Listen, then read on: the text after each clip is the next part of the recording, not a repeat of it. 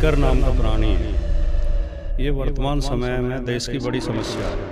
देश को नया संसद भवन मिल गया। Aditya Thackeray is very, very, very scared of Republicans. आज इस स्पेस सूट में मुझे देखकर शायद आप चौंक गए होंगे। तो ऐसा माहौल इन्होंने बना दिया कि आजकल नफरत को ही धर्म समझा जाने लगा है। जब देश का प्रधानमंत्री ये कह रहा है कि मैं तो ड्रोन से सारी चीज़ें देख लेता हूँ, और जब मुख्यमंत्री कह रहे हैं कि चप्पे चप्पे पे हमारी नज़र है, सीसीटीवी कैमरे लगे हुए हैं,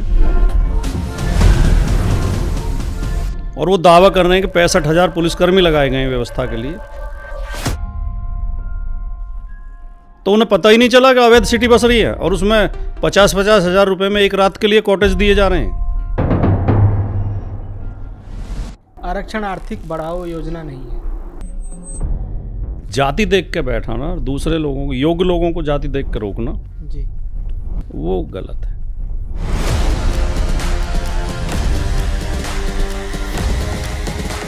संत वेश धारण करके बैठे हुए। संत तो वो होते थे कि उनके ऊपर कोई प्रहार भी करे तो भी उनके मुंह से अपशब्द नहीं निकलते, वो संत थे।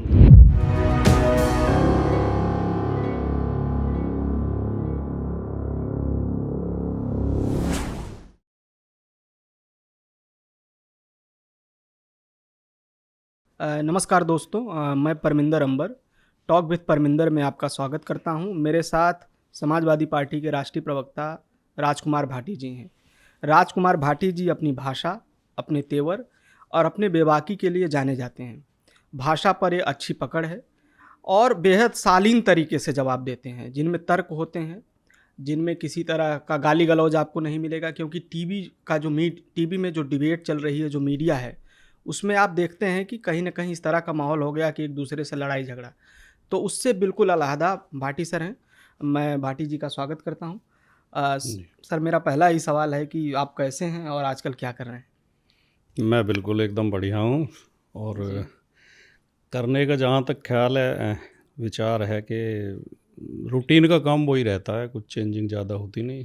सब पार्टी का पक्ष रखना है जी, टीवी चैनल्स पर, न्यूज़ चैनल्स पर डिबेट में हिस्सा लेना है, और व्यक्तिगत कुछ लिखाई पढ़ाई का काम चलता रहता है। जी। तो मेरा एक सवाल है कि अभी डिबेट में आप एक जगह बैठे थे, उत्तर प्रदेश में एक शब्द को लेकर बड़ा विवाद हुआ, और राकेश पांडे एक पत्रकार हैं, आपने उनसे पूछा कि कठमुल्ला शब्द का अर्थ क्या है, तो पत्रकार महोदय नहीं बता पाए। तो आपको क्या लगता है सर कि जो टीवी डिबेट में एंकर बैठ रहे हैं, उनके पास नॉलेज का जो प्रोडक्शन है वो ठीक नहीं है, तो क्या किसी मुख्यमंत्री को ऐसी भाषा का प्रयोग करना चाहिए जिसको डिफेंड करने के लिए पूरी मीडिया लगा दी गई है?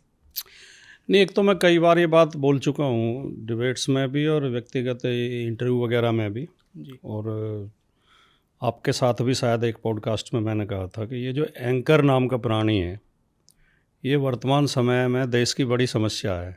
जी, ये पत्रकार तो हैं ही नहीं, ये असल में एक्टर हैं। ये पॉलिश करके आते हैं, मेकअप वगैरह करके आते हैं और लिखे लिखाए डायलॉग बोलते हैं। और इन दिनों जो डिबेट्स हो रही हैं न्यूज़ चैनल्स पर, ज़्यादातर न्यूज़ चैनल्स पर, सबको तो हम नहीं कहेंगे, लेकिन जिन्हें गोदी मीडिया के चैनल कहते हैं, उनके टॉपिक पीएमओ से तय होकर आते हैं।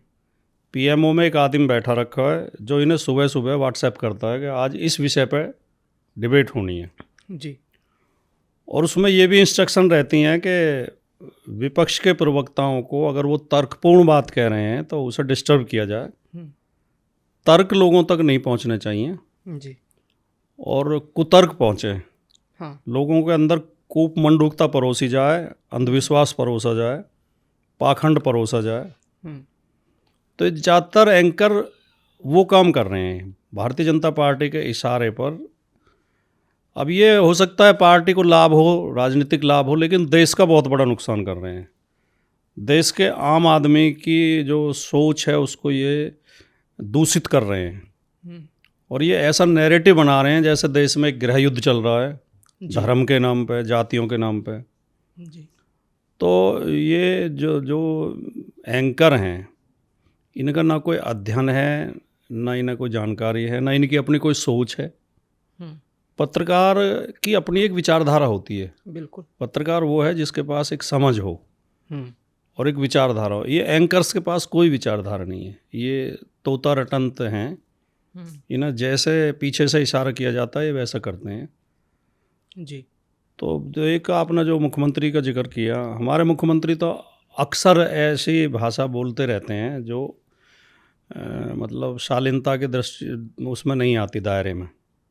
वैसा तो खुद को संत कहते हैं, संत की वेशभूषा धारण करते हैं, जी। लेकिन संत तो बहुत ऊपर की चीज़ है। आम आदमी जैसे भी उनके आचार व्यवहार नहीं है। जैसे अभी इसके बाद तो जो कठमुल्ला बोला था उन्होंने, जी। उसके बाद तो और विधानसभा में और भी खराब बात उन्होंने बोली है जी।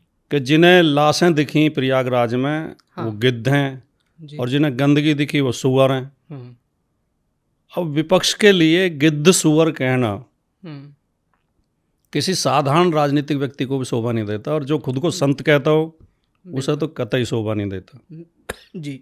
और ये संत कहीं से है भी नहीं। और मैं ये बात भी जोर दे के कहना चाहता हूँ आपके इस कार्यक्रम में कि संत वाणी, आचरण और चरित्र से तय होता है। हाँ। संत ड्रेस से तय नहीं होता। जी। रावण भी यही ड्रेस पहन के आया था जब सीता का अपहरण किया था। जी। तो फिर तो रावण को संत मान गए, रामचंद्र जी को उसके चरणों में लेट जाना चाहिए था, क्योंकि उसका आचरण खराब था, वो कार्य गलत कर रहा था, इसलिए वो संत नहीं था। जी। तो जिसकी वाणी गर्मामयी ना हो, जिसका आचरण गर्मामयी ना हो, जिसके कर्म अच्छे ना हो, जिसका चरित्र अच्छा ना हो, उसे हम संत नहीं कह सकते, वो कैसा ही भी वेश धारण कर ले।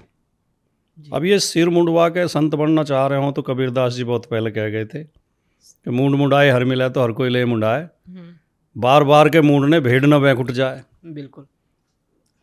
और संत हृदय नवनीत समाना।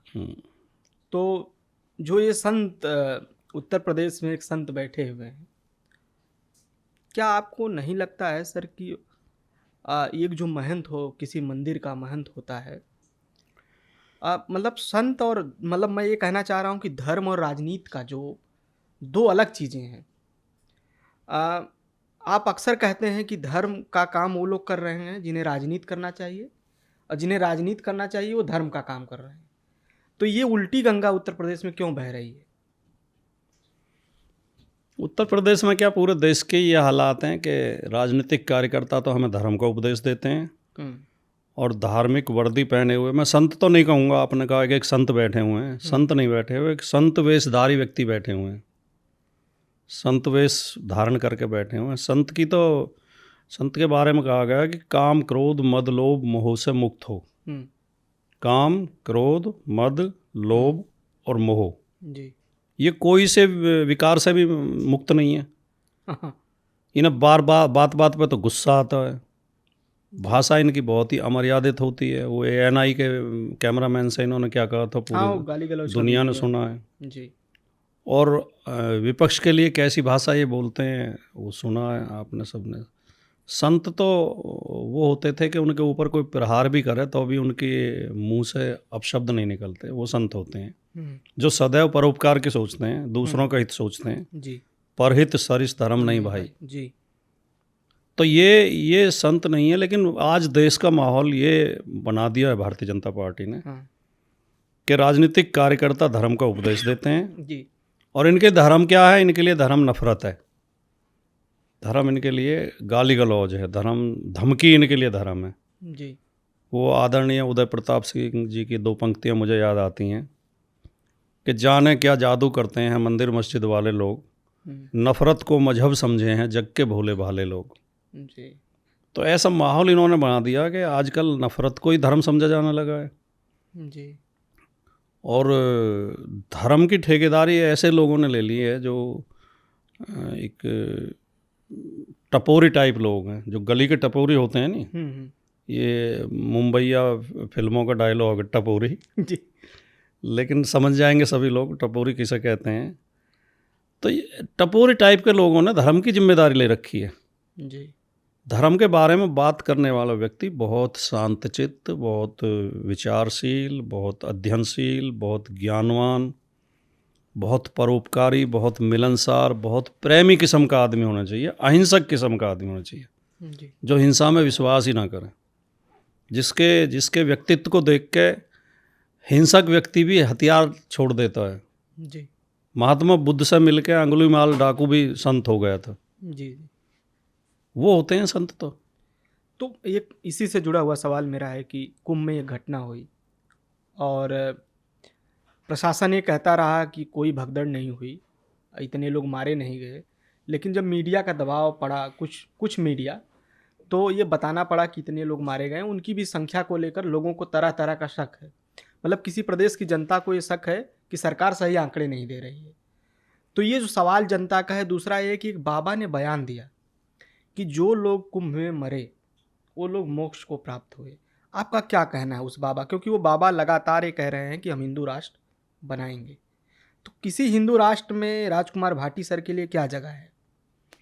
देखिए, मैं तो ये बिल्कुल नहीं कहना चाहूँगा कि कितने लोग मरे हाँ या कितने ज़्यादा मरे, जी क्योंकि मेरे पास कोई प्रमाण नहीं है जी और मैं अनर्गल बातें करने का आदी नहीं हूँ कि मैं ऐसी बढ़ा चढ़ा के कह दूँ, राजनीतिक विरोध की वजह से कह दूँ जी कई हज़ार लोग मरे हैं, कई सौ लोग मरे हैं। जी।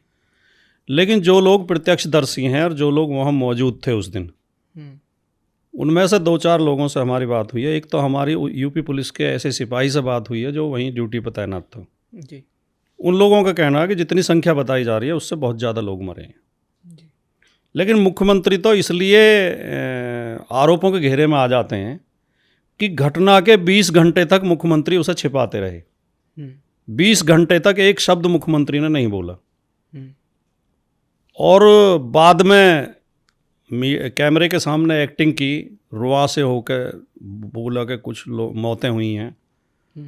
और फिर जो इनका समर्थक मीडिया, जिसे गोदी मीडिया कहते हैं, उसने ये प्रदर्शित करने की कोशिश की कि मुख्यमंत्री बड़े आत्मविभोर हो गए और बड़े उदार हृदय हैं और उन्हें बड़ी पीड़ा हुई। अगर पीड़ा हुई होती मुख्यमंत्री को तो रात को 1:30 बजे घटना हुई थी जी। अगले दिन शाम के 8 बजे तक वो राजनीतिक भाषण दे रहे थे जगह जगह और हिंदू मुसलमान कर रहे थे, उसमें जो सांप्रदायिक भाषण दे रहे थे। अगर उनके अंदर थोड़ी सी भी पीड़ा होती है, उनके अंदर हृदय होता, तो कम से कम चुप ही बैठ जाते। बिल्कुल। तो इसका मतलब यह है कि मुख्यमंत्री संवेदनहीन मुख्यमंत्री हैं, हृदयहीन मुख्यमंत्री हैं जी और मुख्यमंत्री झूठे मुख्यमंत्री हैं। मुख्यमंत्री घटना को छिपाना चाह रहे थे। मुख्यमंत्री ने बयान दिया, अफवाहों पर ध्यान न दें, कोई बड़ी घटना नहीं हुई है, कुछ लोग घायल हुए हैं जी। जबकि बाद में पता चला कि लगभग 3 दर्जन मौतें तो सरकार ने स्वीकार कर ली और प्रत्यक्षदर्शी कह रहे हैं कि और भी ज़्यादा मौत हुई हैं। और उस एक घटना को छोड़ भी दें तो उसके अलावा भी प्रयागराज महाकुंभ में और कई घटनाएं हुई हैं दर्दनाक। जैसे एक जगह पंटून पुल टूटा जी, वहाँ भी कुछ मौतें हुई। आग लग गई। 6 घटनाएं आग लगने की हुई हैं। 6। जी पहली घटना में लगभग 200 टेंट जले। जी गीता प्रेस गोरखपुर की कई हजार किताबें जल गई। जी एक बड़ी घटना और हुई वीआईपी सिटी में। बाद में पता चला कि वो वीआईपी सिटी ही अवैध थी। जी जब देश का प्रधानमंत्री ये कह रहा है कि मैं तो उससे क्या होता ड्रोन से सारी चीज़ें देख लेता हूँ, और जब मुख्यमंत्री कह रहे हैं कि चप्पे चप्पे पे हमारी नज़र है, सीसीटीवी कैमरे लगे हुए हैं और वो दावा कर रहे हैं कि 65,000 पुलिसकर्मी लगाए गए हैं व्यवस्था के लिए, तो उन्हें पता ही नहीं चला कि अवैध सिटी बस रही है और उसमें 50-50 हज़ार रुपये में एक रात के लिए कॉटेज दिए जा रहे हैं और वहाँ 5 स्टार होटल वाली सुविधाएं दी जा रही हैं। जी वो घटना भी हुई। घाटों पे गंदगी थी, ये भी सबने देखा। जी केंद्रीय प्रदूषण नियंत्रण बोर्ड की रिपोर्ट भी आ गई। उन्होंने कहा मलमूत्र युक्त जल में स्नान कराया गया। तो ये सब चीज़ें हैं जो इनकी विफलताएं हैं। पुलिस अपनी गाड़ियों में सवारी ढो रही थी और लोगों से अवैध वसूली कर रही थी, ये भी लोगों ने देखा।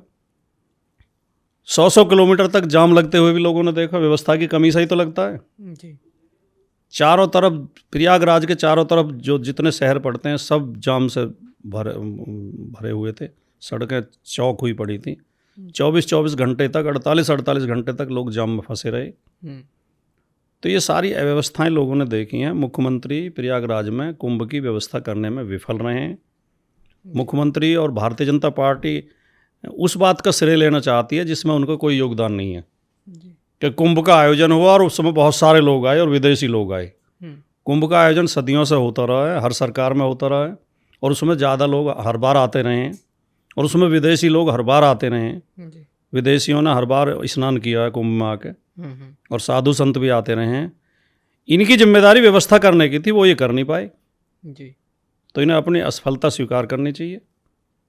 तो आपने इसीलिए एक्स पर लिखा कि जो है कुंभ में जो है गिद्ध भी थी और लाशें भी थी, मुख्यमंत्री ने ऐसा नहीं, मान लिया। मुख्यमंत्री पहले दिन विधानसभा में ये कहते हैं कि गिद्धों को लाशें दिखी और सूअरों को गंदगी, जी। और अगले दिन मास्क लगा के गंदगी साफ करते हुए फोटो डालते हैं। जी। जी। उस फोटो में गंदगी दिखाई दे रही है, हाँ। मुख्यमंत्री साफ कर रहे हैं। अगर गंदगी नहीं है तो मास्क क्यों लगा रखा है, हाथों में दस्ताने क्यों हैं? जी। मुख्यमंत्री हाथों में दस्ताने पहन के मास्क लगा के। तो मैंने तो ये पूछा है कि जो आदमी ये कह रहा था कि सूअरों को गंदगी दिखी, वही अगले दिन गंदगी साफ कर रहा है। जी। तो जनता खुद अंदाज़ा लगाया कि उनका अर्थ क्या था कहने का। आप सर ऐसा क्यों लिखते हैं? एक बार आपने लिखा कि केशव प्रसाद मौर्य जो हैं वो भाजपा का गुलाम तोता है। तो आप क्या कहना चाह रहे हैं कि जो ओबीसी लीडर हैं भाजपा में, उनका क्या काम है? आप ये बता रहे हैं गुलाम तोता है, यानी तोता का काम होता है कि जो सिखा दिया वही बोलेगा। तोते को तो हम सब ने देखा ही है कैसे बोलता है, पाला हुआ तोता अगर हो तो। आप क्या कहना चाह रहे हैं? नहीं, एक तो मैंने केशव प्रसाद मौर्य की बात का जवाब दिया था। उन्होंने हमारे राष्ट्रीय अध्यक्ष श्री अखिलेश यादव जी के लिए अपशब्द बोले थे। हाँ। उन्होंने कहा अखिलेश यादव को अपने दिमाग का इलाज कराना चाहिए। जी। तो एक तो मैंने उस बात के जवाब में वो बात कही, हाँ। क्योंकि मुझसे एंकर ने सवाल पूछा कि केशव प्रसाद मौर्य कह रहे हैं अखिलेश यादव को अपने दिमाग का इलाज कराना चाहिए। हाँ। दूसरी बात, 2017 में अगर भारतीय जनता पार्टी की सरकार उत्तर प्रदेश में बनी तो उसमें सबसे ज़्यादा प्रचार ये था बीजेपी का कि समाजवादी पार्टी केवल यादवों के लिए काम करती है, जो गैर यादव ओबीसी है उन्हें न्याय देने का काम बीजेपी करेगी, और बहुजन समाज पार्टी केवल जाटवों के लिए काम करती है, जो गैर जाटव एससी है उन्हें न्याय देने का काम बीजेपी करेगी। तो गैर जाटव एससी और गैर यादव ओबीसी बीजेपी के बहकावे में आ गए, और इस उम्मीद में कि हमें न्याय मिलेगा। और उस समय केशव प्रसाद मौर्य बीजेपी के अध्यक्ष थे, तो ओबीसी समाज को ये भी लगा कि केशव प्रसाद मौर्य मुख्यमंत्री बनेंगे। उन्होंने भारी संख्या में बीजेपी को वोट दिया। जी। लेकिन फिर जो बीजेपी की जो असली बागडोर है वो तो आरएसएस के हाथ में होती है, और आरएसएस तो ओबीसी एससी तो छोड़ो, गैर ब्राह्मण को ही स्वीकार नहीं करती। आरएसएस के सारे जो संघ प्रमुख हुए हैं अब तक वो सारे ब्राह्मण हुए हैं, एक को छोड़ के। एक रज्जू भैया खाली राजपूत बनाए, वरना सारे ब्राह्मण बनाए। तो अपर कास्ट का संगठन है, अपर कास्ट की पार्टी है बीजेपी। उन्होंने अपना वही काम किया, केशव प्रसाद मौर्य को साइड किया जी। और योगी आदित्यनाथ को मुख्यमंत्री बना दिया। योगी आदित्यनाथ के शासन में ओबीसी और एससी के साथ इतने अन्याय हुए हैं जी। जैसे शिक्षक भर्ती है उसमें ओबीसी के साथ सीधे सीधे अन्याय हुआ। केंद्रीय पिछड़ा वर्ग आयोग ने अपनी रिपोर्ट दी है, उत्तर प्रदेश हाईकोर्ट ने रिपोर्ट दी है कि 18,000 सीटों का घोटाला हुआ। ओबीसी को सीटें कम दी जाती हैं, जहाँ जहाँ भी वैकेंसी निकलती हैं। ओबीसी से फीस पूरी ली जाती है, ईडब्ल्यूएस की फ़ीस माफ़ कर दी जाती है। ईडब्ल्यूएस की कट ऑफ से ऊपर ओबीसी की कट ऑफ जा रही है। कम अंक पाके ब्राह्मण राजपूत सेलेक्ट हो रहे हैं नौकरियों में, ज़्यादा अंक पाके ओबीसी सेलेक्ट नहीं हो पा रहे। केशव प्रसाद मौर्य एक शब्द बोला होता, आप बताएं। तो आप ये कहना चाहते हैं कि तो मैं इसलिए मैंने ये बात कही कि केशव प्रसाद मौर्य के अंदर ना तो स्वाभिमान नाम की कोई चीज़ है, ना अधिकार के प्रति जागरूकता है, ना उसकी अपने, वो बोलने में स्वतंत्र भी नहीं है। वो बीजेपी का पालतू तोता है, जो बीजेपी लिख के दे देती है वो बोलता है। बीजेपी यही काम करती है, ओबीसी के खिलाफ ओबीसी से बुलवाओ, जब उन्हें अखिलेश यादव के खिलाफ बुलवाना होता है तो केशव प्रसाद मौर्य को आगे कर देते हैं जी। तो मैंने इसलिए कहा कि ये पालतू तोता है। जब मायावती के खिलाफ बुलवाना होता है तो किसी एससी नेता को आगे कर देते हैं। जब मुसलमानों के खिलाफ बुलवाना होता है तो 2-3 मुस्लिम प्रवक्ता भी पकड़ रखे हैं, उन्हें आगे कर देते हैं जी। ये बीजेपी खेल खेलती है। इन लोगों की अपनी स्वतंत्र सोच नहीं है, ये कठपुतली हैं। तो आप अभी बातचीत में कह रहे हैं कि जो ईडब्ल्यूएस आरक्षण है वो, ये आप ये कहना चाह रहे हैं क्या ये फ्रॉड है, क्या ये संवैधानिक नहीं है, सही नहीं है? आपकी इस पर क्या राय है, क्योंकि लोग जानना चाहेंगे इसको। नहीं, ये तकनीकी तौर पे भी संविधान का मखौल उड़ाता है ये आरक्षण। ईडब्ल्यूएस का क्या मतलब हुआ? इकोनॉमिक वीकर सेक्शन, आर्थिक रूप से कमज़ोर वर्गों के लिए। हाँ। तो उसमें अगर कोई गरीब यादव है, कोई गरीब गुजर है, लोहार बढ़ई नाई धोबी कुर्मी जाट गरीब है उसे तो नहीं मिल रहा है आरक्षण। तो फिर ये इकोनॉमिक वीकर सेक्शन कैसे हुआ? जी। या तो इन्हें इसमें लिखना चाहिए कि गरीब सवर्णों के लिए आरक्षण या गरीब अपर कास्ट के लिए। अच्छा, फिर गरीब भी कहाँ है? ओबीसी को भी उतनी आय पे आरक्षण है। हाँ, 8 लाख पे। हाँ, तो अब आरक्षण का अर्थ क्या बचा? ओबीसी को भी 8 लाख वार्षिक आय पे आरक्षण मिलता है और ब्राह्मण राजपूत को भी, कायस्थ को भी 8 लाख, बनिया को भी उसी आय पे मिलता है। तो आरक्षण बचा कहाँ? जी। तो ये तो ओबीसी की हकमारी के लिए, और जब से ईडब्ल्यूएस लागू हुआ है तब से ओबीसी की नौकरियां चौथाई रह गई हैं। ओबीसी सेलेक्ट हो ही नहीं पा रहे हैं, उनकी जगह ईडब्ल्यूएस भरा जा रहा है। जी। और ये बहुत बड़ी बेईमानी है, संविधान का सरासर उल्लंघन है, न्याय का लोकतंत्र की हत्या है, और जो सामाजिक न्याय की अवधारणा है उसकी हत्या है। जी। आरक्षण आर्थिक बढ़ाओ योजना नहीं है, अर्थ बढ़ाओ। अब तो केवल एक तरह ही न्याय हो सकता है कि जाति जनगणना कराई जाए जी। और ओबीसी को जाति के अनुपात में आरक्षण कोटा दिया जाए। जी। वरना ओबीसी तो अब सरकारी नौकरियों से बाहर है, शिक्षा और नौकरियों से बाहर है ईडब्ल्यूएस लागू होने के बाद। जी। ये एनएफएस का जो मामला एक आता है इसी से जुड़ा हुआ, जब आप कह रहे हैं तो विश्वविद्यालयों में ओबीसी लोगों का एनएफएस बहुत ज़्यादा हो रहा है, तो क्या अभी भी लगता है कि कोई गुरु द्रोण बैठा हुआ है जो एकलव्य का अंगूठा काट रहा है? अभी भी लग रहा है आपको? ये द्रोणाचार्य ने छोड़ा कब है आश्रम? जी। ये आरएसएस द्रोणाचार्य तो है। जी। आरएसएस का ये नारा तो देते हैं मुसलमान ईसाइयों के खिलाफ, लेकिन इनकी असली लड़ाई तो एससी और ओबीसी से है। जी। इन्हें पीड़ा तो एससी और ओबीसी से है। ये एससी ओबीसी आगे ना आ पाए, इनके सारे षड्यंत्र ये होते हैं। ये इस तरह की प्लानिंग करते हैं कि किस तरह एससी ओबीसी को आगे आने से रोका जाए। तो ये तो जगह जगह जो ईडब्ल्यूएस का मतलब ही ये है कि कॉलेज में एक प्रोफेसर हो जाना वो कितने लोगों का भला करता है और किस तरह का वातावरण बनता है वो आप समझ सकते हैं। जी। उन्हें रोका जाता है। मैं तो आपको एक उदाहरण दूं, वैसे उत्तर प्रदेश के तो हजारों उदाहरण हैं, 10 20 100 200 नहीं, हजारों उदाहरण हैं जी। जहाँ ओबीसी योग्य होते हुए भी रोके जाते हैं, उन्हें सेलेक्ट नहीं किया जाता। दिल्ली एम्स में एक पोस्ट निकली प्रोफेसर की, जी। और वो ओबीसी के लिए आरक्षित थी। एक ही पोस्ट थी, एक उस ओबीसी के लिए थी। जी।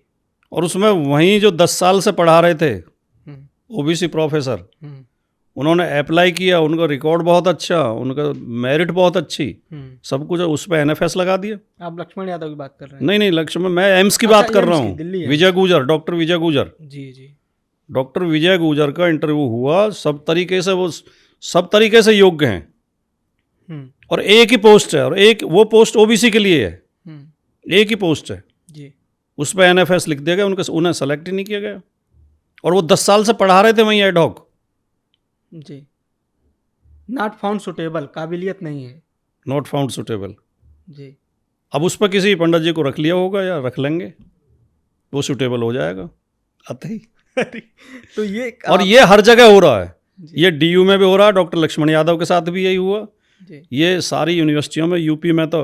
अब देखिए आप एक चीज़ और देखिए, जब तक योगी आदित्यनाथ मुख्यमंत्री नहीं थे, यूपी की यूनिवर्सिटीज़ में ज़्यादातर जो वीसी और प्रोफेसर ब्राह्मण सेलेक्ट होते थे, ब्राह्मण कायस्थ वैश्य ज़्यादा सेलेक्ट होते थे। जी। और हम जैसे लोग ये सोच के सब्र कर लेते थे, यार ब्राह्मण बहुत पहले से पढ़ रहे हैं, बुद्धिमान कौम है, और क्योंकि इनके यहाँ पहले से माहौल है पढ़ाई लिखाई का, तो भाई इसलिए सेलेक्ट हो रहे होंगे। जब से योगी जी बने हैं मुख्यमंत्री, ब्राह्मण से ज़्यादा राजपूत सेलेक्ट हो रहे हैं हर यूनिवर्सिटी में। जी। आप देखिए, बांदा यूनिवर्सिटी देखिए, गोरखपुर यूनिवर्सिटी देखिए, वाइस चांसलर भी सारे, वाइस चांसलर की आप लिस्ट देखेंगे। 34 यूनिवर्सिटी की, मेरे पास किसी ने वो भेजा था, 34 यूनिवर्सिटी के वाइस चांसलर में मतलब 12 या 14 तो राजपूत हैं और 8 ब्राह्मण हैं। ये स्थिति है, मतलब ब्राह्मणों से आगे राजपूत, उनमें योग्यता अचानक कैसे पैदा होगी? ये भेदभाव है। जी। जो लोग कह रहे हैं ठाकुरवाद आ गया, क्या सच में आ गया उत्तर प्रदेश में? नहीं, ठाकुरवाद तो इसलिए भी है कि 75 ज़िले हैं, 75 ज़िलों में से 36-37 जिलों के डीएम ठाकुर हैं जी। और इतने ही लगभग एसएसपी जो कप्तान है पुलिस के वो ठाकुर हैं, और एसडीएम और ज़्यादातर पोस्ट पर सचिवालय में आप जाके देखेंगे अगर उत्तर प्रदेश सचिवालय में तो मुख्यमंत्री के सलाहकार, सचिव, सूचना सचिव, ज़्यादातर उन्होंने अपनी जाति के लोगों को बैठा रखा है। पर वो लोग का और कोई मतलब कोई राजपूत अगर योग्य है, उसके अंदर योग्यता है, तो उसे बैठाना कोई गुनाह नहीं है। जी। लेकिन जाति देख के बैठाना, दूसरे लोगों को, योग्य लोगों को जाति देख के रोकना, जी। वो गलत है। तो आप ये कहना चाह रहे हैं कि कुछ लोग ये भी बोलते हैं सर कि मेरिट उनके अंदर है, काबिलियत है, तो वही आएंगे, जिसके पास मेरिट है वो आएगा। नहीं, तो मेरा सवाल यही है नहीं कि जब योगी जी नहीं थे तो तब मेरिट ब्राह्मणों में ज़्यादा थी। हाँ। जब से योगी जी बने, राजपूतों में मेरिट हो गई। जी। अगर इस तरह चलेगा हाँ। तो कैसे देश चलेगा? जी। कल को कोई समाजवादी पार्टी पीडीए का नारा बना ली है, पीडीए पे काम कर रही है। पीडीए के लिए आपके पास क्या मैनिफेस्टो है सर? शाक्य, सैनी, कुशवाहा और पाल, इन तमाम जातियों के लिए, कुम्हार, लोहार, विश्वकर्मा के लिए आपके पास क्या कोई ऐसा आइडिया है जिससे आप इकट्ठा करेंगे? देखिए, अखिलेश यादव जी ने जो ये पीडीए का नारा दिया है, ये एक युग परिवर्तन का नारा है, युगांतरकारी नारा है। ये अखिलेश यादव जी जो काम कभी गौतम बुद्ध ने किया, फिर ज्योतिबा फुले ने किया, फिर बाबा साहब अम्बेडकर ने किया, फिर मानवर काशीराम ने किया जी, या नेताजी मुलायम सिंह यादव ने किया, उसी तरह का काम अखिलेश यादव एक ऐतिहासिक अध्याय लिख रहे हैं। उन्होंने पीडीए का नाम देके, पीडीए का नारा देके जो दबे कुचले वंचित पीड़ित लोग हैं उनके अंदर एक उम्मीद जगा दी है। और इसके प्रति अखिलेश यादव इतने ईमानदार हैं जी, वो पीडीए के हर मेंबर को गले लगा रहे हैं, सम्मान दे रहे हैं। उदाहरण के तौर पे आपने अभी लोकसभा चुनाव देखा 24 में, अखिलेश यादव जी ने 5 यादव लड़ाए, 10 कुर्मी लड़ाए जी, और 10 कुर्मी में से 7 जीत के आए हैं। जी जी, 2 जनरल सीटों पे एससी कैंडिडेट लड़ाए, मेरठ से सुनीता वर्मा को लड़ाया, जाटा समाज से आती हैं, जी, फैजाबाद से अवधेश प्रसाद जी को लड़ाया, वो जीते। सुनीता भी जीत गई थी, प्रशासन ने हरा दिया 10,000 वोट से। जी। तो ये जो अखिलेश जी काम कर रहे हैं, ये जो विरोधी लोग हैं वो कहेंगे इसे हक नहीं मिला, उसे हक नहीं मिला। अखिलेश यादव ने सबके लिए रास्ते खोल दिए। संगठन में सब लोग, पीडीए समाज के सब लोग हैं और सम्मानजनक तरीके से हैं, और सबकी सुनी जा रही है और सबको सम्मान दिया जा रहा है, सबको हिस्सेदारी दी जा रही है। और आने वाला समय जो है वो युग परिवर्तन का समय होगा। पर कुछ लोगों ने मुझे सवाल भेजा है कि आप जब पीडीए की बात कर रहे हैं तो एक मथुरा में घटना हुई है, मतलब उस घटना को हाईलाइट, वैसे घटनाएं दलित समाज के खिलाफ रोज हो रही हैं उत्तर प्रदेश में, वो घटना ज़्यादा हाईलाइट हुई, तो लोगों ने बोला कि प्रतिनिधिमंडल वहाँ क्यों नहीं गया? नहीं, एक घटना मथुरा में भी हुई है और एक घटना हाथरस में भी हुई थी। हाँ, एक देवरिया में भी हुई है। दोनों जगह पीड़ित जो है दलित लड़कियां थी। हाँ। हाथरस की घटना में राजपूत समाज के लोग आरोपित थे। जी। बेटी के साथ रेप हुआ, उसकी हत्या कर दी गई। वहाँ राजपूत समाज आर्यपुतों के पक्ष में पंचायत कर रहा था, जी, उनकी सफाई दे रहा था। जी, आगरा में यादव समाज ने पीड़ितों के पक्ष में पंचायत की है, जी, आरोपितों को बहिष्कार किया है, जी, उनका हुक्का पानी बंद किया है, प्रशासन से मांग की है ना सख्त से सख्त सजा दी जाए। तो ये समाजवादी पार्टी की सोच का और बीजेपी की सोच का फर्क है। जी, हाथरस में जो आरोपित थे वो बीजेपी समर्थक थे, जी, जी, बीजेपी ने उनका साथ दिया, आज भी साथ दे रही है, उनके मुकदमे लड़ रही है, जी, उनके पक्ष में पंचायत होने दी गई। पीड़ितों के पक्ष में पंचायत नहीं होने दी गई, पुलिस ने लाठियां बजाई, पत्रकार तक जेल भेजे। जी, मथुरा में समाजवादी पार्टी ने पीड़ितों के पक्ष में पंचायत कराई और समाजवादी पार्टी और मथुरा का यादव समाज पीड़ितों के साथ खड़ा है और पूरा ओबीसी समाज जी, पीड़ित परिवार के साथ खड़ा है। तो जो अगर हम पीड़ित समाज के साथ खड़े हैं तो हम पर फिर सवाल ही नहीं उठता। सवाल उस पर उठाएगा जो अपराधियों के साथ खड़े हैं। जी, चाहे कठुआ का केस रहा हो, चाहे आपका वो सेंगर वाला केस रहा हो, चाहे गुजरात का केस हो, चाहे गुजरात का रहा हो, चाहे हाथरस रहा हो, जी। बीजेपी हमेशा अपराधियों के साथ खड़ी होती है। तो जब ये आप बात कर रहे हैं सर, तो लोग तो ये भी सवाल करते हैं कि जब प्रमोशन में आरक्षण का बिल आएगा तो आपकी सरकार रहेगी तो आप लोग फाड़ देंगे। नहीं, प्रमोशन में आरक्षण का जो विरोध उस समय हुआ था वो परिस्थितियों के अनुसार और कुछ वजहों से हुआ था। आज समाजवादी पार्टी प्रमोशन में आरक्षण के समर्थन में है। जी अखिलेश जी भी बोल चुके हैं जी। और पूरी पार्टी समर्थन में, कहीं कोई विरोध नहीं है। समाजवादी पार्टी विरोध नहीं करेगी। तो आप ये कह रहे हैं कि अगर सरकार आई तो प्रमोशन में आरक्षण मिलेगा? हाँ, हमें प्रावधान करना होगा, यूपी सरकार को प्रावधान करना होगा तो हम करेंगे, और केंद्र से ज़रूरत होगी तो केंद्र पे भी दबाव बनाएंगे। जी। तो मेरा इससे जुड़ा हुआ सवाल है कि सर, क्या समाजवादी पार्टी कोई मतलब पीडीए तो है ये, जो लोहिया की विचारधारा है या जयप्रकाश नारायण की विचारधारा है, डॉक्टर अंबेडकर की विचारधारा है, क्या समाजवादी पार्टी उस पर काम कर रही है कैडर पर? जो आपका कैडर है, खासकर जो पार्टी का कैडर है। और लोहिया जी की जो मुख्य विचारधारा थी, लोहिया जी ने नारा दिया था, संसोपा ने बांधी गांठ, पिछड़ा पावे 100 में 60। जी पिछड़ों को आगे बढ़ाने की थी, और उन पिछड़ों में महिलाएं भी शामिल थीं। उन्होंने कहा सर्व समाज की महिलाएं भी पिछड़े में आती हैं। जी।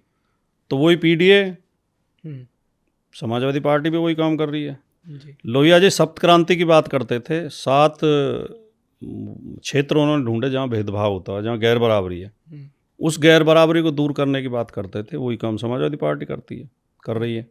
जी जाति के आधार पर भेदभाव, आर्थिक आधार पर भेदभाव, गांव शहर का भेदभाव, लिंग के आधार पर भेदभाव, भाषा के आधार पर भेदभाव, जी। इन सब भेदभाव के खिलाफ समाजवादी पार्टी है। सारी गैर बराबरी दूर करना चाहती है। और समाजवाद का मतलब ही ये है कि मतलब समाजवाद का मतलब है शिक्षा, सम्मान और अधिकार सब में बंटे। जी। तो वही हम चाहते हैं। आपके लिए पॉलिटिक्स का क्या मतलब है? राजकुमार भाटी जी के लिए पॉलिटिक्स का क्या मतलब है? पॉलिटिक्स का मतलब है हर तरह के अन्याय का विरोध करना, जी न्याय के लिए आवाज़ उठाना, जी लोगों को जागरूक करना, समाज को, जी और तर्कपूर्ण समाज, तर्कशील समाज का विकास करना। एक डिबेट में आप बैठे थे और एक पत्रकार महोदय भी थे, उसमें एक आरएसएस के प्रचारक भी थे। किसी ने बोला कि हिंदी का पहला कवि वाल्मीकि है, तो आपने विरोध किया। क्या वाकई, मतलब मुझे तो नहीं, वाल्मीकि तो नहीं हिंदी के पहले कवि हैं। तो मतलब ये क्या हो रहा है मीडिया में? और किसी ने बोला भारतेंदु हरिश्चंद्र हिंदी के पहले कवि हैं। ये भी उसी डिबेट में हुआ।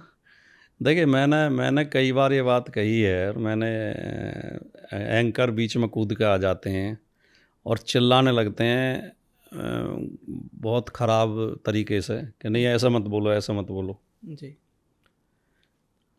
बीजेपी आरएसएस में अध्ययनशील लोगों की बहुत कमी है।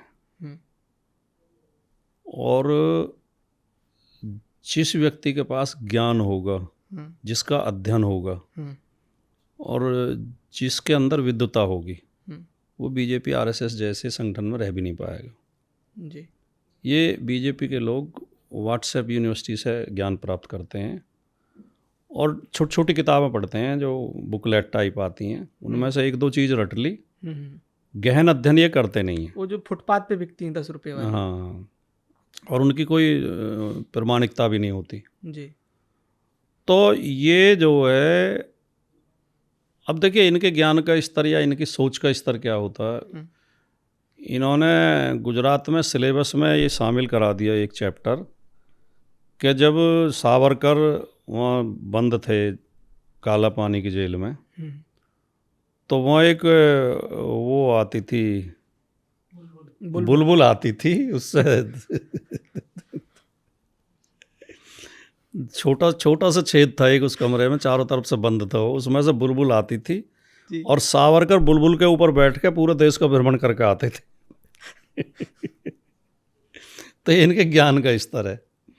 वाल्मीकि को हिंदी का कवि बता देना ही अपने आप में मतलब गवारपना, क्या कहेंगे, अनपढ़ होने का प्रमाण पत्र है। जी आम आदमी भी जानता है, 4वीं 5वीं तक पढ़ा हुआ भी जानता है कि वाल्मीकि संस्कृत के कवि थे।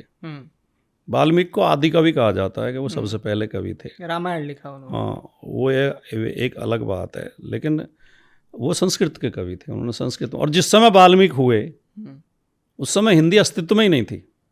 जी। हिंदी तो भाषा अस्तित्व में ही 1000 शताब्दी के आसपास आई है, सन 1000 के आसपास। बिल्कुल बिल्कुल। उससे पहले अपभ्रंश थी, प्राकृत थी, तो ये पाली थी, पाली, प्राकृत, अपभ्रंश। और संस्कृत कभी जनभाषा नहीं रही, संस्कृत कभी बोलचाल की भाषा नहीं रही। जी। संस्कृत केवल ये क्या बोलते हैं उसे, इलीट लोगों की, कर्म कांड की और जो किताबों की भाषा रही। जी, किताब। उसमें नाटक लिखे गए, कविताएं लिखी गई। अच्छा, नाटक में भी जो मतलब अपर कास्ट पात्र हैं, जो ऊंची जाति का पात्र है, वो संस्कृत बोलता है। जो हाँ, नीची जाति का पात्र है वो प्राकृत और वो पाली प्राकृत बोलता है। हाँ। ये बात सही है, और ये सिद्धांत बना दिया गया। हाँ जो नाट्य शास्त्र, जिसे काव्य शास्त्र कहते हैं, जी, जो उसमें ये सिद्धांत बना दिया गया है। भरत मुनि के नाट्य शास्त्र। भरत मुनि ने और लोगों ने बाद में, कालिदास ने नाटक लिखे, जी। वो सब उसमें है। भवभूति ने लिखे। जी। तो ये कह देना, अब जैसे अब वो कह रहे, दूसरा कह रहा था कि बीजेपी के प्रवक्ता ने, ये तो कहा विश्व हिंदू परिषद के प्रवक्ता ने, हाँ विश्व हिंदू परिषद के थे, कि उन्होंने कहा कि हिंदी का पहला कवि वाल्मीकि था। जी। और जो बीजेपी का प्रवक्ता था उसने कहा भारतेंदु हरिश्चंद्र थे। प्रदीप भंडारी जो पहले एंकर था। अब भारतेंदु हरिश्चंद्र, पहली बात तो वो भी नाटककार के तौर पे जाने जाते हैं, भारत दुर्दशा उनका बहुत प्रसिद्ध नाटक है। जी। अब भारतेंदु हरिश्चंद्र हुए 1850 के आसपास, जी। वो उन्हें हिंदी का पहला कवि बता रहे। ये बिल्कुल ऐसा है कि बिल्कुल ABCD भी पता नहीं है। तो ये तो एक मात्र उदाहरण है। जी। ये पूरे बीजेपी RSS की सच्चाई है कि इन्हें ज़्यादा ज्ञान इन्हें होता नहीं है। अमीर खुसरो फारसी के कुतर्क ये करते हैं। जी। देखिए, अमीर खुसरो को फारसी का बता रहे थे। हाँ। अमीर खुसरो ने किस तरह की कविता लिखी? अमीर खुसरो ने लिखा कि एक थाल मोती से भरा, सबके सिर पर औंधा धरा। जी। ये फारसी है। जी। तो अमीर खुसरो तो जो बोलचाल की भाषा थी, वो बहस तो इस बात से शुरू हुई थी कि हमारे मुख्यमंत्री ने कहा था कि उर्दू पढ़ा के क्या कठमुल्ला बनाना चाहते हैं। तो ये लोग सोचते हैं कि उर्दू मुसलमान की भाषा है। जी। ऐसा नहीं है, उर्दू मुसलमान की भाषा नहीं है। वो तो भारत में पैदा उर्दू में हिंदी के इतने कवि हुए हैं। जी। और उर्दू जो पैदा हुई वो दिल्ली के आसपास हुई। जी। पाकिस्तान का बंटवारा ही भाषा के ऊपर हुआ, बांग्लादेश अलग अलग हुआ तो उर्दू के खिलाफ हुआ। बिल्कुल। बांग्लादेशी के लोग बांग्ला बोलते हैं। जी। तो अगर उर्दू मुसलमान की भाषा होती तो बांग्लादेश अलग क्यों होता? जी, दोनों एक ही धर्म के लोग हैं। तो इन्हें ये पता ही नहीं है बेचारों को। जी। और इनकी सोच जो होती है, नहीं, मैं आपको एक उदाहरण वो बताऊं, संस्मरण। मैं यहाँ कवि सम्मेलन कराता हूँ ग्रेटर नोएडा में, तो मैंने उसका नाम मैं देता हूँ गंगा जमनी कवि सम्मेलन। उसमें कुछ हिंदी के कवि बुलाते हैं, कुछ उर्दू के बुलाते हैं, शायर बुलाते हैं। जी। तो मैंने एक संगी भाई को कार्ड दिया, निमंत्रण पत्र, जी। कि भैया हमारे कवि सम्मेलन में आना है। जी। तो उसने पढ़ा, बोला हमारा इसीलिए तो विरोध रहता है आप लोगों से। जी। मैंने कहा भैया क्या गलती होगी? बोले तुम्हारे इसमें 8 कवि हैं, इनमें से 6 मुसलमान हैं और 2 हिंदू हैं। जी। तो मैंने फिर वो कार्ड गौर से पढ़ा। मैंने कहा यार, पहली बात तो हम सूची बनाते समय ध्यान रखते नहीं कौन हिंदू है कौन मुसलमान है। जी। हम केवल ये देखते हैं अच्छी कविता कौन कर रहा है। लेकिन आप ये गलत कह रहे हो, उल्टा है इसका। इसमें 6 हिंदू हैं और 2 मुसलमान हैं। जी। कैसे तय किया कि इसमें? नहीं, मैं बताऊंगा। तो उसमें एक नाम था गुलजार दहलवी। जी। तो मैंने कहा आप इसे मुसलमान समझ रहे होगे? बोले और? मैंने कहा इनका नाम है आनंद मोहन जुत्सी, ये कश्मीरी पंडित है। दूसरा नाम था मासूम गाजियाबादी। मैंने कहा आप इसे मुसलमान समझ रहे होगे? बोले और ये कौन है? मैंने इनका नाम है नरेंद्र। जी। और उसमें उदय प्रताप जी भी थे और जमुना प्रसाद उपाध्याय भी थे। जी, अच्छे कवि। हाँ, तो मैंने कहा इसमें केवल 2 मुसलमान हैं, सबीना अदीब जी। और पॉपुलर मेठी। जी। जी। ये 2 मुसलमान हैं और बाकी 6 इसमें हिंदू हैं। तुम्हारे समझने में गलती है। तो ये इस तरह मतलब नाम से आइडिया लगा लेंगे, शब्दों से ये लगा लेंगे। तो उर्दू ना तो मुसलमान की भाषा है, ना उर्दू पाकिस्तान की भाषा है। जी। उर्दू खालिस हिंदुस्तानी भाषा है। जी। और जिस समय अपभ्रंश से हिंदी विकसित हो रही थी, बोलचाल की भाषा थी ये। जी। फिर जो हिंदी मानक हिंदी की तरफ बढ़ती गई, थोड़ी संस्कृतनिष्ठ हो गई, उसे मानक हिंदी कहने लगे, और इस उर्दू को हिंदुस्तानी बोलते हैं, ये बोलचाल की भाषा होगी। तो अगले दिन जो मुख्यमंत्री भी सदन में उर्दू का शेर सुना रहे थे। हाँ। और कल लोगों इसे ने बहुत मजाक बनाया। अच्छा, जिस डिबेट में ये बात हो रही थी उसमें विश्व हिंदू परिषद के विनोद बंसल थे। हाँ विनोद बंसल ने कहा कि हमें उर्दू के शब्दों का प्रयोग नहीं करना चाहिए, हाँ और फिर उन्होंने 3 शब्द प्रयोग करे उर्दू के। तो मैंने साथ के साथ टोका, मैंने कहा ये तो उर्दू का शब्द है। हाँ, बोलेंगे खाना खाना है। तो ये हालत है। तो सर उर्दू का तो ऐसा है, देखिए गुरुजी उदय प्रताप जी ने हमें एक संस्मरण सुनाया था कि जब 1989 में उर्दू को दूसरी राजभाषा बनाया गया, जी तो ये संघी लोग विरोध कर रहे थे पूरे प्रदेश में। जी तो जिस कॉलेज में वो पढ़ाते थे जी उदय प्रताप जी कह रहे, जब मैं कॉलेज में जा रहा था तो गेट पर खड़े लड़के नारे लगा रहे थे, जी यदि उर्दू थोपी लड़कों पर तो खून बहेगा सड़कों पर। जी तो बोले, मैंने उन्हें बुलाया, हाँ मैंने कहा उर्दू का विरोध कर रहे हो? बोले हाँ। तो नारा तो हिंदी में लगाते, ये तो उर्दू में लगा रहे हो तुम। उर्दू थोपी लड़कों पर हाँ तो खून बहेगा सड़कों पर, ये तो सारे शब्द उर्दू के हैं। जी बोले जी हिंदी में कैसा होगा? बोले हिंदी में ये होगा कि यदि उर्दू प्रतिस्थापित की युवाओं पर हाँ तो रक्त प्रभावित होगा मार्गों पर। जी तो ये उर्दू बोलचाल की भाषा है, लिपि कह सकते हैं हम। लिपि उसकी अरबी लिपि है, जी हमारी देवनागरी लिपि है हिंदी की। जी लिपि अलग चीज़ होती है, भाषा अलग चीज़ होती है। जी। तो आप अभी इसी बातचीत में जो शुरू में ये कर रहे थे कि जो वाल्मीकि का जो रामायण है, एक रामचरितमानस है, एक रामायण है। बहुत सारे लोगों को ये फ़र्क नहीं मालूम है। जैसे जिस डिबेट में ये बात की गई कि हिंदी का पहला कवि वाल्मीकि है, उस व्यक्ति के दिमाग में तुलसीदास है। हाँ, हो सकता है ये भी रहो। और वो देखिए, मैं रामायण के बारे में एक बात आपको बता दूं, हाँ और शायद ये बहुत लोगों को ना पता हो। जी और रामायण पे जो सबसे प्रतिष्ठित और सबसे अच्छा शोध और सबसे प्रमाणिक शोध माना जाता है, जी वो कामिल बुल्के का है। Father Camille Bulcke, father Camille Bulcke, ji उनसे बढ़िया शोध रामायण पे दूसरा नहीं हुआ। जी और कामिल बुल्के जो है एक ईसाई पादरी थे, ईसाई वो थे, प्रचारक थे, जी बेल्जियम के निवासी थे। जी बेल्जियम से उन्हें भेजा गया था यहाँ ईसाई धर्म के प्रचार के लिए। जी और वो रामायण से इतना प्रभावित हुए, रामकथा से, जी कि उन्होंने हिंदी सीखी, संस्कृत सीखी, तमिल, तेलुगु, कन्नड़ सीखी। जी जिस जिस भाषा में रामायण थी उन्होंने सारी सीखी, जी और कई देशों का दौरा किया। जी वो इंडोनेशिया भी गए, बाली भी गए, जावा भी गए, नेपाल भी गए। उन्होंने जहाँ जहाँ रामायण थी, और फिर उन्होंने ये शोध लिखा। बहुत मोटी किताब है। और वो रामायण के प्रशंसक थे, मतलब विरोधी नहीं थे, जी लेकिन उन्होंने तथ्यात्मक तरीके से लिखा। उन्होंने यहाँ तक लिखा है कि राम शब्द पहली बार कहाँ आया है ऋग्वेद में, जी और सीता शब्द कहाँ आया, और सीता शब्द का अर्थ क्या है, रामायण राम का अर्थ क्या है। जी तो उन्होंने, उनके शोध में हमें ये पता चलता है कि जो पहली रामायण थी वो बौद्धों की रामायण थी, दशरथ जातक के नाम से। जी और उसमें कहानी ये आती है कि वाराणसी का एक राजा था जिसका नाम दशरथ था, जी अयोध्या का नहीं, हाँ वाराणसी का। जी और उसके 2 बेटे थे, राम और लक्ष्मण, और एक बेटी थी सीता। जी, यानी उसमें बहन बना दिया है। और उसकी कहानी केवल इतनी है कि उनकी रानी ने, उनकी जो मुख्य रानी थी, उसकी मृत्यु हो गई, तो उन्होंने दूसरी रानी को पटरानी बना दिया। जी तो उसने राजा से कहा कि मेरे बेटे को गद्दी मिलनी चाहिए आपके बाद। जी तो दशरथ के दिमाग में आया कि ये गद्दी के लिए मेरे बेटे राम को मरवा भी सकती है। जी तो उन्होंने ज्योतिषियों को बुलाया और पूछा कि मेरी आयु कितनी शेष है।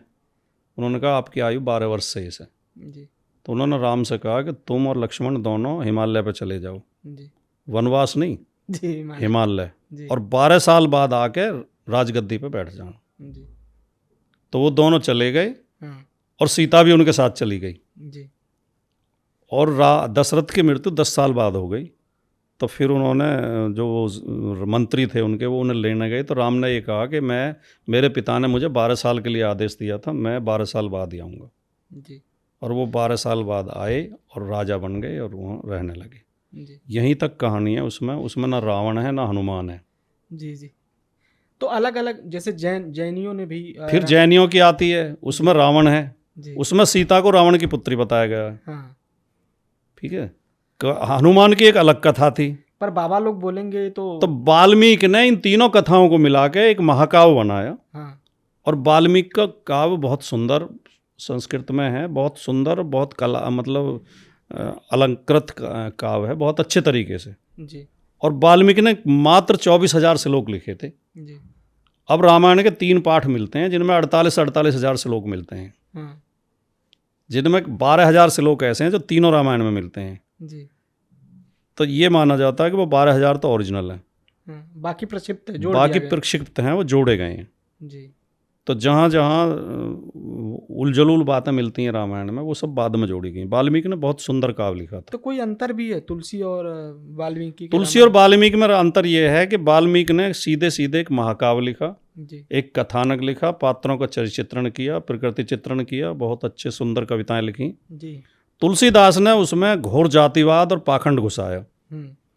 तुलसीदास जगह जगह मौका देख के स्त्रियों को गाली देते हैं, शूद्रों को गाली देते हैं और पाखंड की बात करते हैं उसको उदाहरण जगह से आप जगह। बताएंगे सर तब? जैसे उदाहरण के तौर पे वाल्मीकि रामायण में जब रामचंद्र जी वनवास के लिए जा रहे हैं हम्म, और वो गंगा किनारे पहुंचते हैं हम्म, तो निषाद राज आते हैं।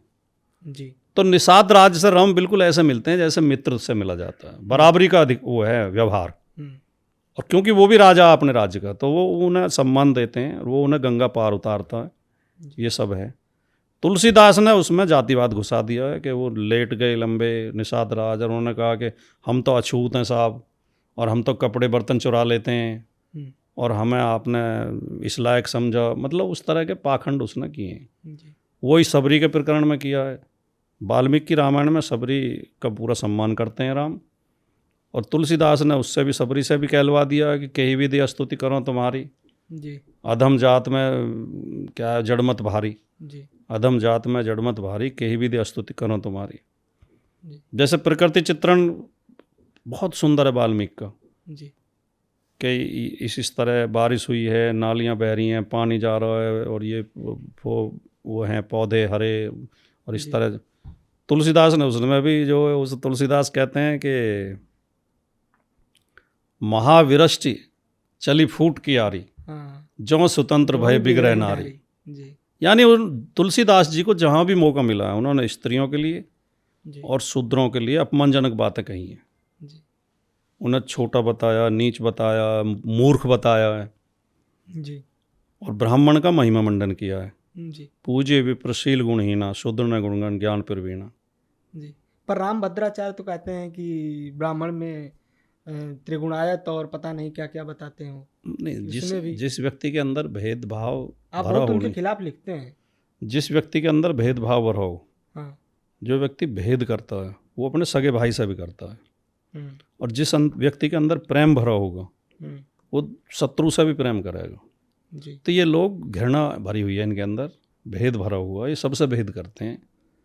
ये ब्राह्मणों को भी एक नहीं मानते। हाँ, वही तो ब्राह्मणों में भी वो कहते हैं कि वो जो है ये उपाध्याय, हाँ उपाध्याय, दीक्षित, हाँ, और ये जो है वो होते हैं नहीं ये त्रिवेदी चतुर्वेदी। ना त्रिवेदी नहीं कही उन्होंने। अच्छा, त्रिवेदी नहीं है। हाँ, जी, त्रिगुणायत। त्रिगुणायत। हाँ, त्रिगुणायत। हाँ, और ये एक और होते हैं, कौन से होते हैं वो, ये जो है नीच ब्राह्मण होते हैं। हम्म। हम इनमें अपनी बेटियां नहीं देते। पर कोई ब्राह्मण विरोध नहीं किया, आपका तो बहुत करते हैं।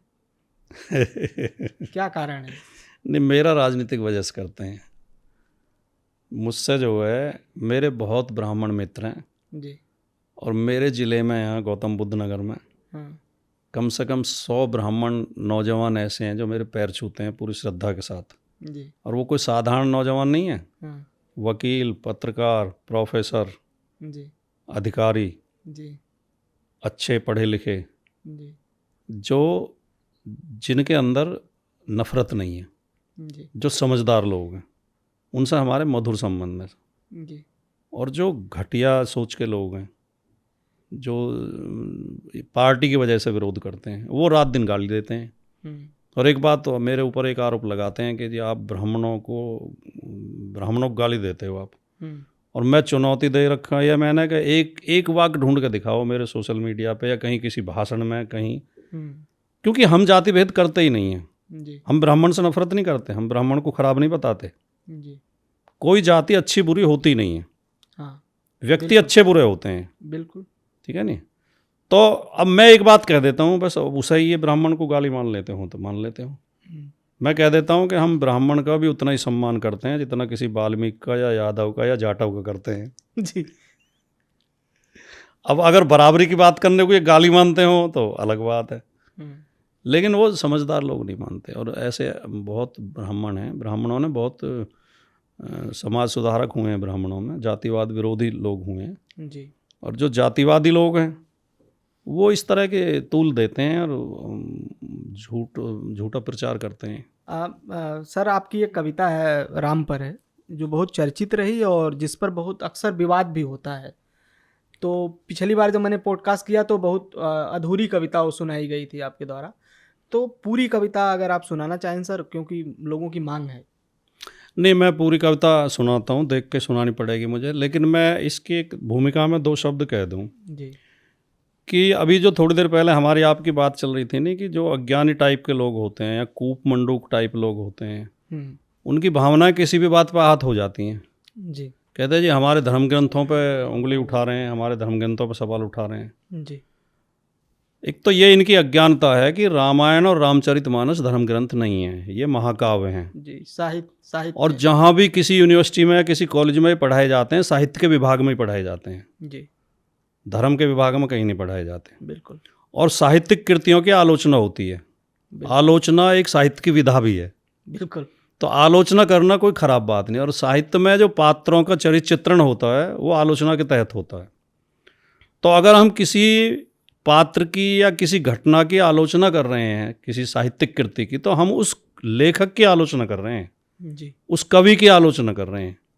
बिल्कुल ठीक है नहीं, हम उस व्यक्ति की आलोचना नहीं करते। उसे आप भगवान माने, ऐतिहासिक पात्र माने, वैसा तो काव्य जो कल्पना ही होती है, जी लेकिन आप मानते रहें। लेकिन हम जो आलोचना कर रहे हैं, वाल्मीकि ने जिस तरह का चरित्र चित्रण राम का किया है जी या तुलसी ने अपनी रामचरितमानस में किया, हम उसकी आलोचना कर रहे हैं। तो इस संदर्भ में हमें ये कविता समझनी चाहिए।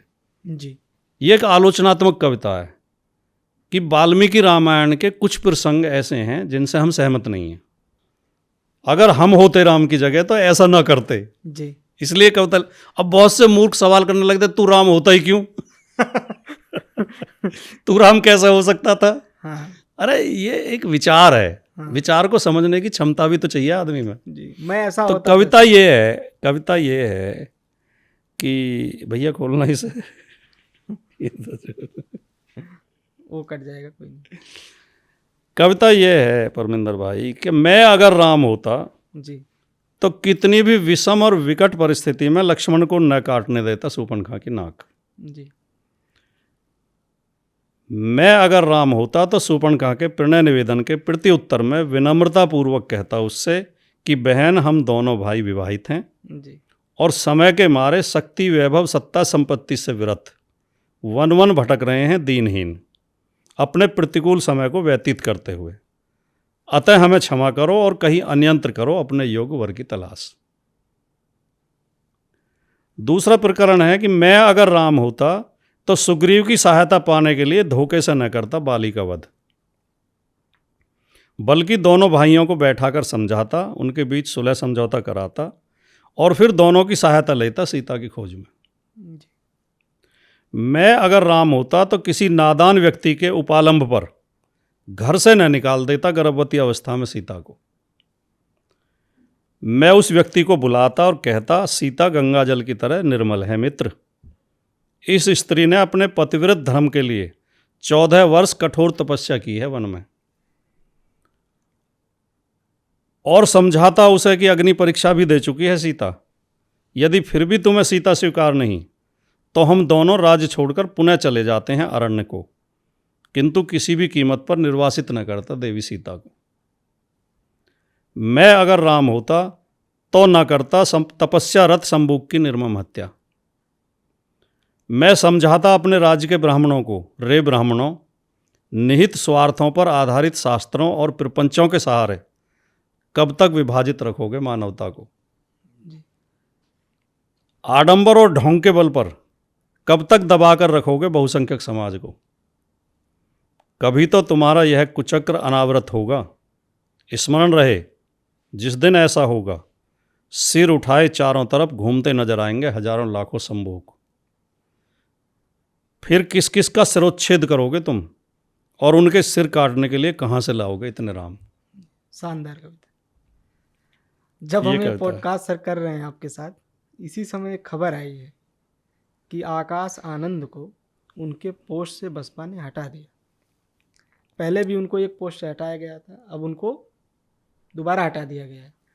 तो आप इस पर क्या कहना चाहेंगे? और नहीं, ये बहुजन समाज पार्टी का अपना आंतरिक मामला है, हमें इस पर बोलने का कोई अधिकार नहीं है। जी लेकिन हमें एक पीड़ा ज़रूर होती है कि बहन जी बहुजन समाज की एक शानदार नेता रही हैं, जी और बाबा साहब और मान्यवर काशीराम के मिशन को के अनुसार जो मतलब उसके परिश्रम से जो है वो मुख्यमंत्री कुर्सी तक पहुंची। जी आज बहन जी इतनी दीनहीन क्यों हो गई हैं कि भारतीय जनता पार्टी के खिलाफ बोलने की हिम्मत नहीं कर पाती, और जो भारतीय जनता पार्टी के खिलाफ बोलता है उसे पद से हटा देती हैं। तो ये तो हमारे पूरे पीडीए समाज के लिए चिंता की बात है। जी मैं तो इतना ही कहूँगा कि बहन जी हिम्मत करो, डरो मत, जी हम आपके साथ हैं। जी और पीडीए को न्याय देने के लिए भारतीय जनता पार्टी को नेस्तनाबूद करना बहुत ज़रूरी है। जब तक भारतीय जनता पार्टी और आरएसएस का मतलब शासन रहेगा या उनको प्रभुत्व रहेगा, तब तक ये आप उम्मीद कर ही नहीं सकते कि पीडीए को न्याय मिल जाएगा। जी जिसे बहन जी बहुजन समाज कहती हैं उसे हम पीडीए कहते हैं, अर्थ दोनों के एक ही है। जी आप अखिलेश जी से मिलते रहते हैं, अभी आप जल्दी ही आपका फोटो आया, क्या बातचीत होती है उनसे आपकी? अखिलेश जी बहुत शानदार नेता हैं। अखिलेश जी एक तो मैंने ये देखा है कि हम 17 हारे, जी 19 हारे, 22 हारे, तीनों बार मैं चुनाव के बाद अखिलेश जी से जब मिलने गया जी तो मैं सोच कर गया कि कुछ परेशान होंगे, कुछ जी हतोत्साहित होंगे। उनके चेहरे पर इतनी सकारात्मक ऊर्जा रहती है। 17 तो हम बहुत बुरी तरह हारे थे, 47 पे सिमट गए थे, 47 सीट पे। जी वो एकदम प्रसन्न चित्त मिलते हैं और एकदम उत्साह के साथ मिलते हैं, सकारात्मक ऊर्जा के साथ, और हमारा भी उत्साहवर्धन करते हैं। 22 में मैं चुनाव लड़ा और चुनाव हारा मैं, हालांकि मुझे 80,000 वोट मिले, लेकिन चुनाव हारे। मैं गया तो जाते मुझसे कह रहे हैं, चिंता की बात नहीं, मैं तुम्हें जीता हुआ मान रहा हूँ, बहुत अच्छी वोट पाई हैं, बहुत अच्छा चुनाव लड़े हो। तो एक तो इस तरह जो है कार्यकर्ताओं का उत्साहवर्धन करते हैं, मिलनसार हैं, कभी असभ्य भाषा नहीं बोलते, भाषा बहुत शालीन रखते हैं, राजनीतिक मुद्दों पर बात करते हैं, अनर्गल बातें करते नहीं हैं इधर उधर की फालतू की, जी और किसी के लिए कठोर भाषा नहीं बोलते हैं। जी और उन्हें अब तो एक ही धुन है बस, पीडीए को न्याय कैसे मिले। अब तो पूरा फोकस उनका, जब भी बात करते हैं जब इसी बारे में बात करते हैं। और आजकल वो बहुत साफ तरीके से पाखंड के अंधविश्वास के खिलाफ बोलते हैं जी और सामाजिक न्याय के पक्ष में बहुत मजबूती से बोलते हैं। और जब भी हम मिलते हैं तो इन्हीं मुद्दों पर ज़्यादातर बातें होती हैं। आपने जो टीका लगाया है सर, अभी कुछ लोग पूछेंगे पॉडकास्ट जब वो देखेंगे कि क्यों लगाया है, इसका क्या कारण है? क्योंकि पूछेंगे लोग देखिए कि आप पाखंड के खिलाफ बोलते हैं। धर्म के कई रूप होते हैं, धर्म के जो मतलब कई विभाग होते हैं, जी पूजा, प्रार्थना, कर्मकांड, संस्कृति, संस्कार जी और साहित्य, जी ठीक है नहीं। तो ये जो हम संस्कृति, जो हिंदू संस्कृति है, जी उसका हम भी हिस्सा है नहीं, जी हम भी तो हिंदू हैं। जी तो कहीं मेरी तो ये धारणा रहती है हम कि कहीं यज्ञ हो रहा है, कोई कहेगा भाई हमारे यज्ञ में शामिल हो, मैं श्रद्धापूर्वक उसके यज्ञ में बैठता हूँ। जी मुझे मेरे कई जो है सिख मित्र हैं, सरदार हैं, वो गुरुद्वारे ले जाते हैं। यहीं जहाँ हम बैठ कर पॉडकास्ट कर रहे हैं बराबर में गुरुद्वारा है, वहाँ भी जाके हम उनके ऊपर सिर पर कपड़ा रख के श्रद्धा के साथ बैठते हैं। कई जो हमारे यहाँ सैयदों के गांव हैं, जो उनके शिया मुस्लिमों के, ये सुन्नियों में तो नहीं होती ज़्यादातर, शियाओं में वो बहुत चलती हैं उनकी, जो बोलते हैं नहीं, एक मिनट रोकना, वो शब्द निकल गया दिमाग से। जी, मजलिस मजलिस। शुरू करा। हाँ, बोलिए बोलिए। तो जो शिया मुसलमानों के गांव, उनमें मजलिस होती रहती हैं, जी, तो उनकी मजलिस में जाके भी मैं बैठता हूँ, उसे सुनता हूँ बहुत ध्यान से। जी, कहीं ये कथावाचक आते हैं, कथा वथा होती रहती हैं हमारे यहाँ। कई बार तो लोग उद्घाटन के लिए मुझे बुला लेते हैं जी, और मैं कथा भी ध्यान से सुनता हूँ। उसमें जो चीज़ खराब लगे उसे छोड़ दो, अच्छी बातें भी तो बहुत मिलती हैं। जी, तो आज हम यहाँ, हमारे यहाँ एक RWA का वो था शपथ ग्रहण समारोह जी, म्यू सेक्टर में, जी, और उसमें अध्यक्ष मेरे मित्र हैं, वो बने हैं, उन्होंने मुझे बुलाया। तो उनके शपथ ग्रहण में सबको तिलक लगाए गए, तो हमने भी श्रद्धापूर्वक तिलक लगवाया। उसमें ये कोई खराब बात नहीं है। जी, अब कई लोग इतने उसमें उग्र रहते हैं कि तुम तो कह रहे थे मंत्र में प्रभाव नहीं होता, फिर तुम्हारी शादी में मंत्र नहीं बोले गए थे, जी, तुम्हारी बेटी की शादी में मंत्र नहीं बोले गए थे। यार वो मंत्र जो है वो संस्कृति का हिस्सा है, हाँ, संस्कार में तो मंत्र बोला ही जाएगा। जी, लेकिन मैं ये नहीं मानता कि मंत्र से कोई बारिश करवा देगा, जी, या मंत्र से कोई धरती को पलट देगा, या मंत्र से किसी की मौत करा देगा, जी, कि मैं मंत्र बोल कर तुम्हें ध्वस्त कर वो कर दूंगा, नष्ट कर दूंगा। जी, तो वो दोनों अलग अलग चीज़ हैं। संस्कृति के तौर पे हम, हमारी हिंदू संस्कृति है, हिंदू संस्कारों को हम मानते हैं, लेकिन अंधविश्वासी और पाखंडी नहीं हैं हम। तो आप सर ये कहना चाह रहे हैं कि पाखंड और संस्कृति में अलग है, मतलब दो चीज़ें अलग हैं, दोनों में एक डिफरेंस है जिसको समझा जाना चाहिए। बिल्कुल बिल्कुल बिल्कुल। जी। तो मैं टॉक विद परमिंदर में हम 4-5 सवाल 6 सवाल जो भी होगा, 1 नंबर वाले सवाल हम लोग करते हैं। तो मेरा पहला ही सवाल है कि राहुल गांधी और नरेंद्र मोदी में आप किसे चुनना चाहेंगे? राहुल गांधी बहुत बेहतर है नरेंद्र मोदी से। मोहन भागवत और संगीत रागी? कूड़े में से कोई सा हिस्सा भी नहीं उठाना चाहिए। जरूरी नहीं है कि कूड़े का एक हिस्सा उठाया जाए। जी। अखिलेश जी या बहन जी? अखिलेश जी बहन जी से बहुत ज़्यादा व्यवहारिक और बहुत ज़्यादा ज्ञानवान जी, और बहुत ज़्यादा शानदार नेता हैं। बहन जी का भी मैं पूरा सम्मान करता हूँ, और हमारे पड़ोसी गांव की हैं, जी, और बहन होने के नाते विशेष सम्मान है, और दूसरे दलित समाज से आती हैं इसलिए विशेष सम्मान है। लेकिन राजनीतिक नेता के तौर पर अखिलेश यादव के साथ जो, अखिलेश यादव के अंदर जो समझ और साहस है, जी, उसका बहन जी में अभाव है। जी। तो आप आकाश आनंद या चंद्रशेखर रावण, दलित राजनीति का भविष्य कौन? हम हैं दलित राजनीति का भविष्य, अखिलेश यादव हैं। जी। जगजीवन राम या कांसी राम? दोनों का काम अलग अलग। जगजीवन राम जी ने सरकारों में रहते हुए दलित समाज के लिए काम किया, जी, उनके काम को भी नकारा नहीं जा सकता। और काशीराम जी ने समाज को जगाने का काम किया, और केवल दलित समाज को नहीं, बहुजन समाज को। जी, मैं काशीराम जी के प्रति बहुत श्रद्धा रखता हूँ। उन्होंने अपना पूरा जीवन अपने मिशन के लिए लगा दिया, शादी नहीं की, परिवार नहीं बसाया, और किसी स्वार्थ में नहीं पड़े, कोई पद नहीं लिया, और बहुत उन्होंने ऐतिहासिक काम किया है। जो बाबा साहब की विचारधारा किताबों में बंद थी, उसे वो ज़मीन पर उतार के लाए। जी। बहुत शुक्रिया राजकुमार भाटी सर। और मैं आपसे एक रिक्वेस्ट करूंगा कि आप टॉक विद परमिंदर से लोगों को जुड़ने के लिए बोलें। मैं सभी भाइयों से ये अपील करूंगा कि परमिंदर हमारे बहुत होनहार और बहुत प्रतिभाशाली छात्र हैं, और ये छात्र रहते हुए ही मीडिया के क्षेत्र में उतर रहे हैं। बहुत बहुत मेरी शुभकामनाएं इनके साथ हैं। इनके चैनल को ज़्यादा से ज़्यादा सब्सक्राइब करें, और अपने मित्रों से भी कहें कि इसे सब्सक्राइब करें और इसे आगे बढ़ाएं। और ये जो एक मिशन के तौर पे पत्रकारिता शुरू कर रहे हैं, इन्हें मदद करें हम सब लोग। जी, बहुत शुक्रिया सर।